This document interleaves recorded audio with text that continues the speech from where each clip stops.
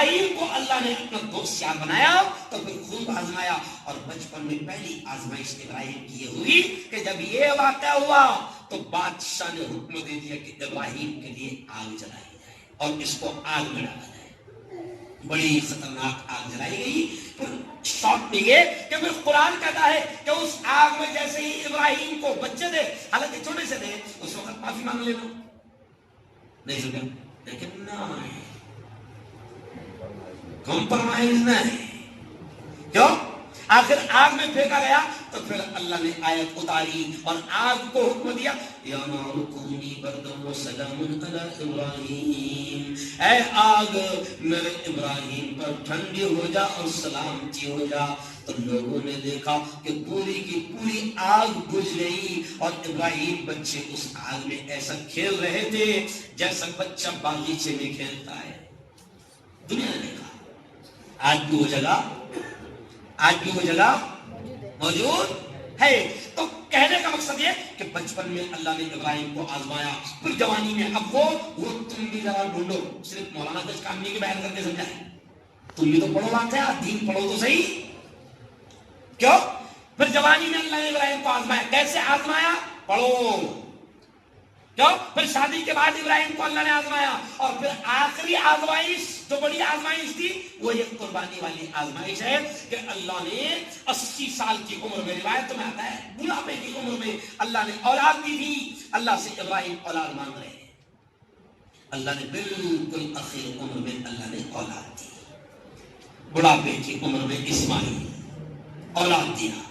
اب اللہ نے پھر آزمایا کہ ایک دم میں نے بڑھاپے کی عمر میں اولاد دی تو بڑھاپے میں آدمی کو اولاد کی محبت اور تھوڑی سی بڑھ جاتی ہے، اور جب انگلی پکڑ کے چلنے لگ گیا تو پھر سپنے اور بولو بڑھ جاتے ہیں۔ تو قرآن میں بھی ہے انگلی پکڑ کے چلنے کا ذکر، قرآن میں بھی ہے فلما بلغ، کہ جب وہ بالغ ہو گئے، وہ تھوڑے سے مطلب بڑی عمر کے ہو گئے، قرآن میں کہ جب تھوڑے سے بڑی عمر کے ہو گئے اور دوڑنے لگے، صحیح دوڑنے لگے، تو اللہ نے حکم دے دیا ابراہیم اپنی چہیتی چیز کو اللہ کے نام پر امتحان دو۔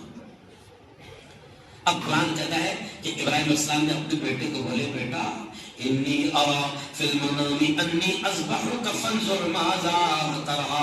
ابراہیم نے اپنے بیٹے اسماعیل سے کہا، بیٹا اسماعیل میں خواب میں یہ دیکھ رہا ہوں کہ میں تجھے اللہ کے نام پر ذبح کر رہا ہوں، فانظر ماذا ترى، میرے بیٹے بتا تیرا کیا کہنا ہے، تیری کیا رائے ہے؟ تو میں ہنستا سے کہتا ہوں مولانا کہ اگر اپنے جیسا بچہ رہتا تو تم کیا بولتے؟ بابا خواب ہے وہ بولے بتاؤ، وہ کیا ہے؟ لیکن نبی کا خواب بھی وہی ہوتا ہے، کیا ہوتا ہے؟ اللہ کا حکم ہوتا ہے۔ اب جیسے ہی قرآن میں ہے کہ جیسے ہی ابراہیم نے اسماعیل سے اپنے چھوٹے سے بچے سے کہا تو چھوٹے بچے کا جواب بھی اللہ نے قرآن میں لکھ دیا۔ اللہ نے کہا کہ جیسے ہی ابراہیم نے اپنے لخت جگر نور نظر ابراہیم نے اسماعیل سے کہا کہ بیٹا میں تجھے اللہ کے نام پر ذبح کر رہا ہوں، بتا تیری کیا رائے ہے؟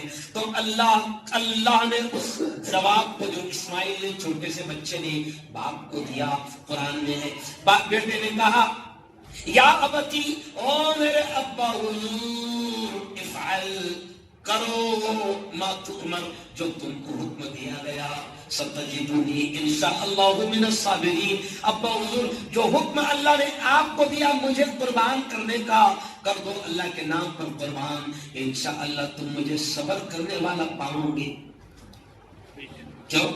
بس یہ جواب بچے نے لیا اور باپ ذبح کرنے کے لیے لے کر چلا۔ تو پھر 3 جگہ ایسی آئی تھوڑی تھوڑی دوری پر کہ جہاں شیطان نے بچے اسماعیل کو بہکایا، اسماعیل تیرا باپ قتل کرنے کو لے جا رہا تجھے۔ اسماعیل نے اٹھائے کنکری اور شیطان کو مارے، تو 3 جگہ لگایا شیطان نے، اسماعیل نے مارے کنکری اٹھا کر۔ اب وہ بچے اسماعیل کی وہ ادا اللہ کو اتنی پسند آ گئی کہ 30 لاکھ حاجیوں کو بول دیا کہ وہ 3 جگہ جا شیطان کو اسماعیل نے، میرے یار نے، میرے دوست نے پتھر مارا، تم کو نہیں مارا، وہ ادا پسند آ گئی۔ اور پھر ذبح کرنے کے لیے جب ذبح کر دیے، کیوں؟ اللہ کے نام پر رکے نہیں، ذبح کر دیے، اور اللہ نے جانور بھیج دیا، دمبا بھیج دیا، اور وہ قربانی اللہ کو اتنی پسند آئی ابراہیم اور اسماعیل کی کہ اللہ نے قیامت تک آنے والے مسلمانوں کو کہہ دیا کہ اگر میں نے تم کو مال دیا ہے تو تم کو وہ ادا پر عمل کرنا ہے۔ مال دیا ہے وہ ادا پر عمل، تو قربانی یادگار ہے، اور اس کے پیچھے مقصد ہے، گوشت کھانا مقصد نہیں ہے، کیوں؟ بلکہ قرآن کے تو صاف طور سے کیا کہا ہے، لَيَنَالَ اللَّهَ لُحُومُهَا وَلَا دِمَاؤُهَا وَلَكِنْ يَنَالُهُ التَّقْوَىٰ مِنكُمْ۔ صاف اللہ نے کہہ دیا کہ سنو، تمہاری قربانی کا خون مجھے نہیں پہنچتا، تمہاری قربانی کا گوشت مجھے نہیں پہنچتا، وَلَكِنْ يَنَالُهُ التَّقْوَىٰ مِنكُمْ، وہ قربانی کرتے وقت تمہارا تقویٰ کیا ہے، مقصد کیا ہے، وہ مجھے پہنچتا ہے۔ تو مقصد یہ ہونا چاہیے کہ اے اللہ، آج میں یہ جانور تیرے نام پر قربان کر رہا ہوں۔ اسماعیل نے، ابراہیم نے جانور قربان کیا تھا، اے اللہ میں ان کی ادا تو نے مجھ پر واجب کر دیا، مال لے دیا، میں آج جانور قربان کر رہا ہوں، لیکن اگر وقت پڑا تو نے حکم دیا دین کی خاطر اپنے آپ کو قربان کرنے کا، اپنی جان کو قربان کرنے کا، تو اللہ میں وہ بھی کروں گا۔ یہ مقصد ہونا، اس کے علاوہ کوئی دوسرا مقصد؟ اللہ نے وہ یادگار تازہ کروائی ابراہیم اور اسماعیل کی کہ دیکھو میرا ایک بندہ تھا جو اپنے ایکلوتے ایک لال کو لے کر چلا گیا قربان کرنے کے لیے، تو اللہ ہر سال دہراتا ہے تاکہ وہ یاد، اسلام میں جتنے بھی حکم ہے نا اس کے پیچھے کوئی مقصد ہوتا ہے۔ اور ایک قربانی کے عمل سے دیکھو پھر اللہ، ایک قربانی کے عمل سے اللہ کروڑوں غریبوں کے گھر میں گوشت پہنچا رہا ہے، کیوں؟ کروڑوں لوگوں کا کاروبار چلتا ہے، لاکھوں شیکریوں کا، یعنی اس کے پیچھے پورا چکری ہے، سسٹم ہے، کیوں؟ تب قربانی دکھاوے کا نام نہیں کہ تم جانور لے کر گھوم رہے ہو، بلکہ ایک اور بات ختم کرتے کرتے سن لو کہ قربانی اگر اللہ نے کرنے کی طاقت دیا تو ضرور کرنا، لیکن باؤ نہیں چالے۔ میرا مشہور ڈائلاگ کیا ہے؟ قربانی ضرور کرنا مگر باؤ نہیں چالے مت کرنا۔ جانور نے تو نواتے مطلب پورے محلے آگے بند کرا دیا نا، نہیں کر دیا، کرا دیا نا بند، اچھا بند ہوئی کچھ جانوروں کی قربانی۔ ہم تو مسلمانوں کو قصیوں کو بھی میں نے سمجھایا 2 مہینہ پہلے کہ تم صرف 6 مہینے تو مت کرو رہے، نہیں سمجھے کتنے 6 مہینے، دیکھو پھر ماں باپ کتنا ستائیے بچوں کو، نہیں سمجھے، تم مت تو کرو، کبھی کبھی ٹیکنیک بھی دو استعمال۔ یہ شیتکری ابھی تمہارے ساتھ میں گیم چل رہا، تم سمجھ نہیں رہے، ادھر شیتکری بیچ رہا، پیسے بنا لے رہا، جانور پہنچنے کے بعد میں پولیس، پورا گیم ہے۔ نبی نے کہا مومن بے وقوف نہیں ہوتا، مومن باولا نہیں ہوتا، مومن بے خبر، خبردار، حدیث ہے کہ مومن ہوشیار ہوتا ہے، وہ نبی سب سے زیادہ باولا ہے، خریدی بات نہیں سمجھا۔ اچھا ایک ہی جانور ہے کہ قربانی کے واسطے اللہ نے اور بھی تو جانور رکھے ہیں نا، اس سال قربانی ان کی کرو، قسم اللہ کی اگر پورے ہندوستان کے مسلمان نے اس سال اگر بڑا جانور نہیں خریدا نا، دیکھ لینا نانی کا دیا ہے،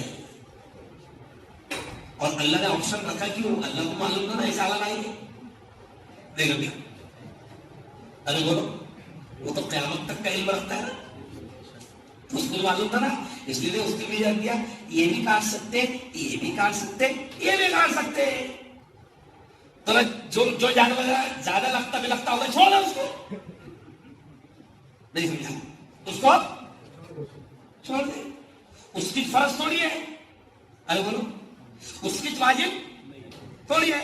اچھا نہیں نا مفتی صاحب بکرا بہت مہنگا آ رہا نا، آپ خرید نہیں سکتے نا، تو اللہ بول رہا تھا کہ خرید دو، میں خریدنے کی طاقت ہے تو خرید، نہیں سمجھا، سستا ہی کرنا ہے، ساتھ کرنا ہے جانور میں، تو دوسرے بھی جانور ہیں ان میں لانا اونٹ پکڑ کے راجستھان سے،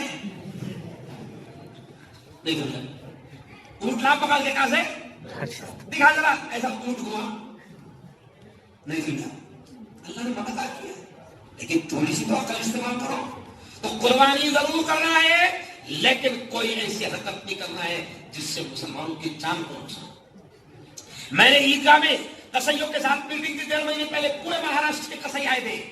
میرا بیان رکھا گیا, کریم سر بھی تھے, اعجاز ملک بھی تھے, ہم سب تھے. تو میں نے وہی پر سمجھایا کہ مومن کی جان اتنی سستی نہیں ہے کہ کسی جانور کے لیے اس کو مار دیا ہے. کیوں لا رہے ایسے جانور کہ لاتے لاتے تمہاری موب لنچنگ ہو جائے, تم کو مار دیا جائے. تم تو بھیڑ ابھی دیکھو 4 دن پہلے کیا ہوا علی گڑھ میں, ارے بولو 4 لوگوں کے ساتھ کیا ہوا. تو ایمان والے کی جان اتنی سستی نہیں ہے کہ تو جانور کے لیے اپنی جان داؤ پر لگا دے. ارے ایمان کے لیے لگا تھا, اسلام کو بچانے کے لیے لگا تھا, سمجھ میں آتا تھا, کھانے کے واسطے لگا رہا. صحیح بولو, کھانے کے واسطے لگا رہا, کھانے کے واسطے. کیا تو نے وہ جانور نہیں کھائے گا تو مر جائے گا؟ کیا وہ جانور اگر تیری بیٹی کی شادی میں نہیں گوشت مارنا رہا تو مر جائے گا؟ چکن پر گوشت مارنا نہیں کر سکتا تو, کیوں پالا نہیں کاٹ سکتا تو؟ جن جانوروں کی اجازت ہے وہ کاٹ نہیں سکتا کیا؟ کیوں پوری قوم کو خطرے میں ڈال رہا؟ کیوں پوری قوم کی جان کو خطرے میں ڈال رہا؟ کیوں پورے تہوار کو, پوری عید کو خطرے میں ڈال رہا؟ آج سے کچھ سال پہلے گجرات کے ایک گاؤں میں ایک آدمی نے ضد کیا اور لایا پورے گاؤں کی عید کا ستیاناش. تو ذرا نبی نے کہا نا کہ مومن ہوشیار ہوتا ہے, عقل مند ہوتا ہے. سمجھائے نا تم کو الگ پھاڑ پھاڑ کے ہمارے سے لو, سمجھو نا, مانو نا بات کو. کیوں تہوار کو خراب کر رہے سب کے؟ چھپا کر رکھ رہا, اندر رکھ رہا, کر رہے کیوں ایسے کام؟ جس جانور کی اجازت ہے وہ اور بھی جانور ہے. جاؤ ان جانوروں کی قربانی کرو, شان کے ساتھ کرو, اور تہوار کو خراب ارے بولو مت کرو. کریں گے انشاءاللہ قربانی. بس یہ چند باتیں تھی جو اللہ نے ذہن میں ڈال دیا. اللہ تعالی ہم سب کو صحیح سمجھ نصیب فرمائے. اور قربانی کرو گے بھی تو گندگی نہیں کرنا. ایمان والوں کے لیے صفائی کا حکم دیا گیا ہے. ایمان والا دوسروں کو بھی تکلیف نہیں دیتا. قربانی کرو گے بھی تو پوری صاف صفائی کے ساتھ کرو تاکہ گندگی محلے میں نہ آئے, باس محلے میں نہ آئے, اور غیروں کو یہ کہنے کا موقع نہ ملے کہ یہ تہوار ایسے گندے ہوتے ہیں. اپنے اسلام کی ایک شان ہے, اسلام کو بدنام بھی مت کرو. اللہ سے دعا کرتا ہوں کہ ٹوٹی پھوٹی باتیں جو اللہ نے ذہن میں ڈال دی اللہ سمجھنے کی توفیق نصیب فرمائے. آمین. وآخر دعوانا الحمدللہ رب العالمین.